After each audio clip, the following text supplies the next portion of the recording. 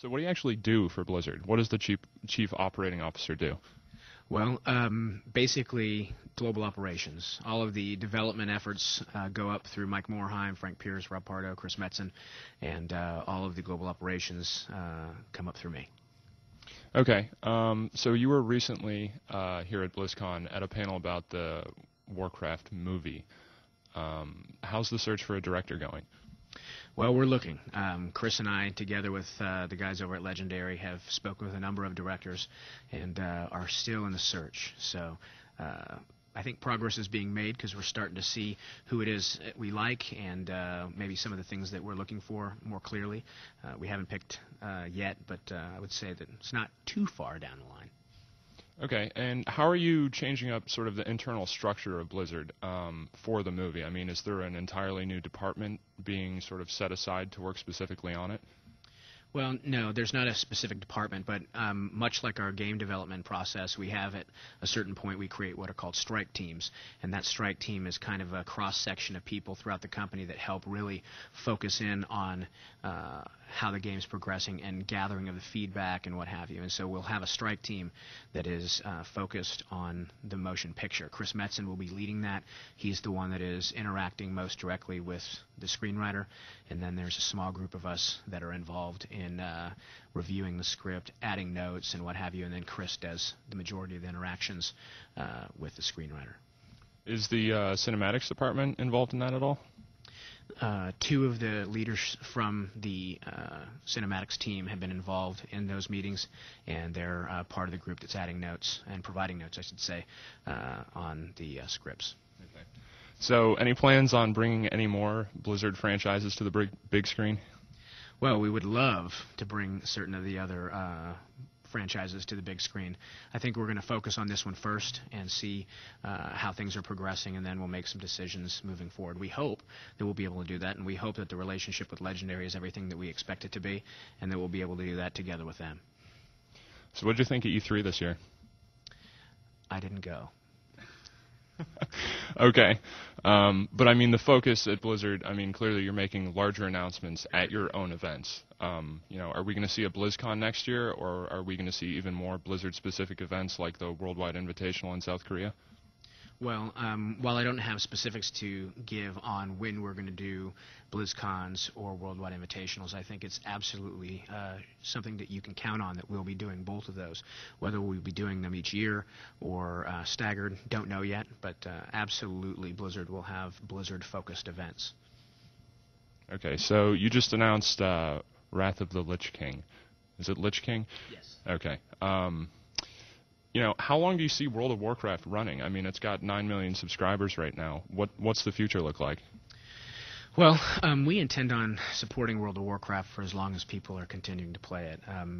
When you look at these types of games, if you look at some of the games that were earlier than World of Warcraft, whether it be EverQuest or Ultima Online, Dark Age of Camelot, some of those games are still running to this day, and the number of people maybe is a bit smaller. However, they're still going, and there's still large communities that are very excited about them. And so we're hoping that this will continue for quite a long time.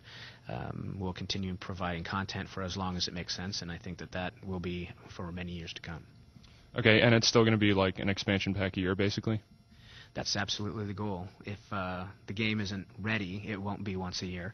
But the goal internally is once a year, and we're tracking, I think, pretty well against that.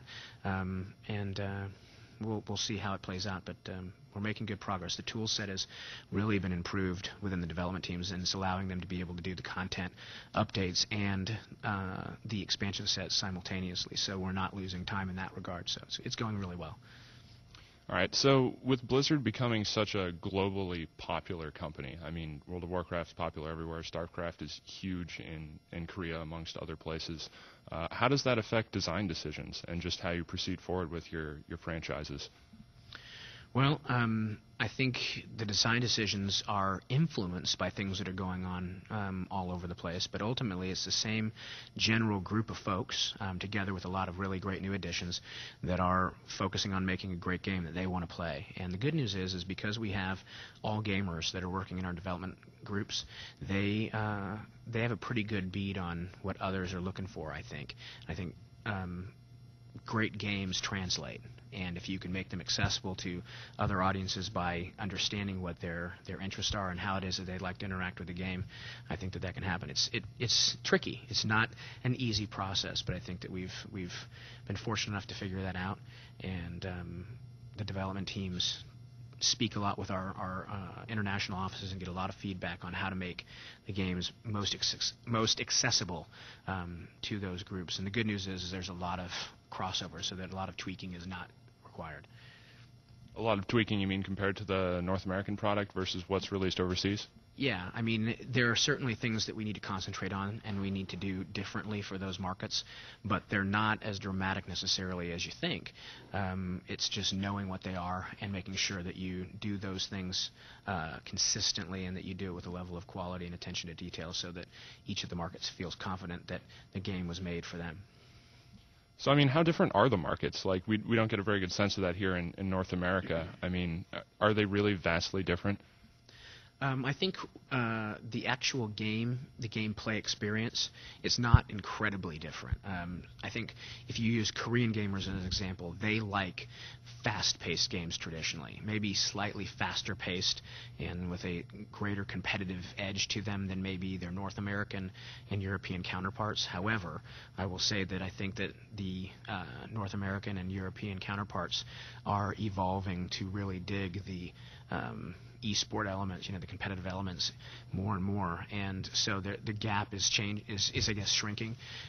Where we see the biggest differences are in the business models and the service models.